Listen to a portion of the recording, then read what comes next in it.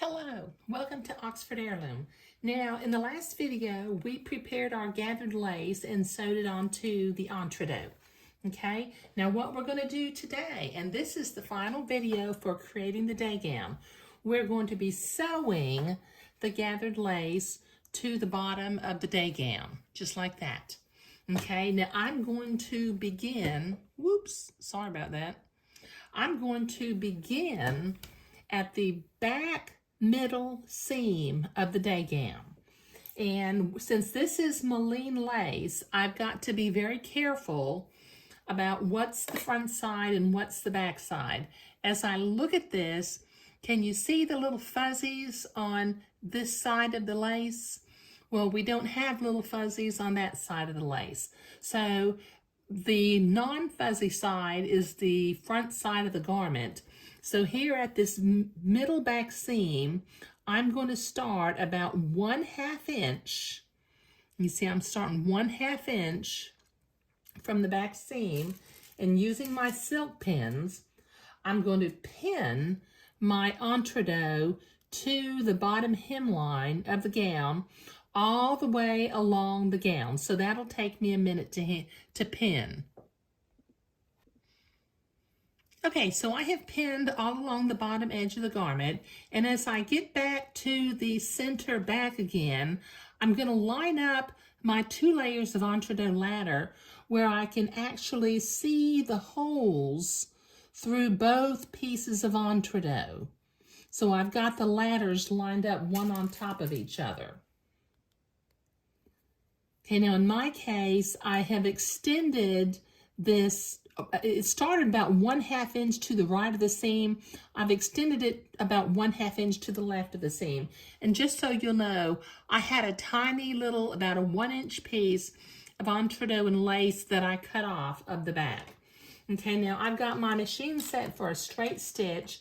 I've got my beige ecru thread in here, and starting about 3/4 of an inch away from the back seam of the hem, I'm going to lower my needle so that I make sure I'm right next to my entredot ladder, and I'm going to start sewing my entredot to the gown, taking my pins out as I come to them.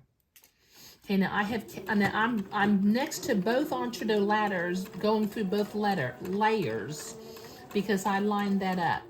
Okay, so I'm sewing along the bottom hem of the gown, so this will take me a couple of minutes to do. Okay, so I've got that sewn all along the bottom edge of the hem. So what I need to do next, I need to go to my ironing board, and I need to press back my seam allowance to the inside of the garment so that I can come back and zigzag. So that'll take me a minute to press.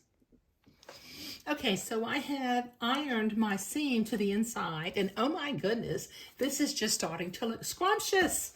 Okay, so I'm going to start at the center back again, and I'm going to switch my machine back to zigzag in the correct length for sewing entredot. Okay, and you know, in the midst of this project, I have switched from straight stitch to zigzag any number of times. So y'all can just take bets on how many times I forgot to switch. Okay, now I'm going to start about 1/4 inch above my back seam line, because when I get to the seam line, after I go all the way around the garment, we have something that we're going to do. So I'm going to zigzag along the edge of this garment, and when I get back to the seam line, I'm going to leave my needle in, and we're going to do something to the back of the lace. So I'll be right back. Okay, so I'm about 1/2 an inch away from the back seam again. So I'm going to slowly keep sewing, making sure my needle goes in the entredot on the right. And when I get to that back seam, I'm going to stick my needle in on the left-hand side, leave it all the way down, pick my presser foot up. I'm going to rotate my garment, and then I'm lining up the bottom of the lace, and using my same entredot stitch, I'm simply going to come off of the entredot and zigzag the lace together where it was overlapped. And then I'm going to go backward and forward a little bit at the bottom just to tack it into place. Now I can bring it out and I can clip my thread. Okay, sorry, I think you can hear my dog barking. She's hungry. I'll be right back. Okay, sorry about that. That's what happens when you live with a 5-pound dog who knows how to tell time. I knew she would not give me any peace of mind until I fed her. Okay, so at the back where this lace is overlapped, I've got a little bit of selvage lace hanging over here. So using my specialty scissors again, I'm going to come in and clip it up near the entredeau. Now these have blunt tips and they won't poke through the bottom layer of lace, and you don't have to worry about cutting the lace that you want to keep in place. Okay, so I'm going to cut next to my zigzag, cut the top layer of the little that's hanging over, the little selvage, cut that little piece of lace off. Can you see that? Then I'm going to turn it over, and on the other place where it was overlapped, I'm going to reach in with my blunt tips specialty scissors, and I'm going to cut the top of the lace, and then I'm going to reach in and carefully cutting along the zigzag, and these blunt tip scissors won't pierce the lace that we want to keep, and I have trimmed that away. Now the next thing I need to do, and this is going to take me a minute to do, all along the bottom edge of the garment, I need to use my specialty scissors and I need to cut away the excess entredeau. So that'll take me a minute to do. Okay, so I have used my specialty scissors to trim the entredeau all along the bottom edge of the garment, and it did not create any little holes in the fabric of my gown.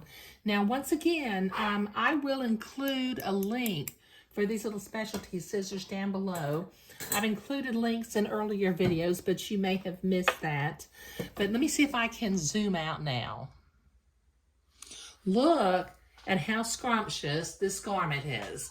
Now, while I was off camera, I went ahead, I have a little spray bottle filled with distilled water, and I sprayed my word TOP at the top. I sprayed my little blue dot down at the bottom, and I also sprayed at the back placket where I had marked for the bottom of the placket. But this little garment, I mean, it's complete now, and the subtle change of color from white to ecru is just, it's just way off the scrumptious meter. Okay, so this is what we're doing today. You know, we were attaching the lace to the bottom of the gown, and in the next video, we will begin to create the little bonnet that's going to blend with this day gown. But thank you.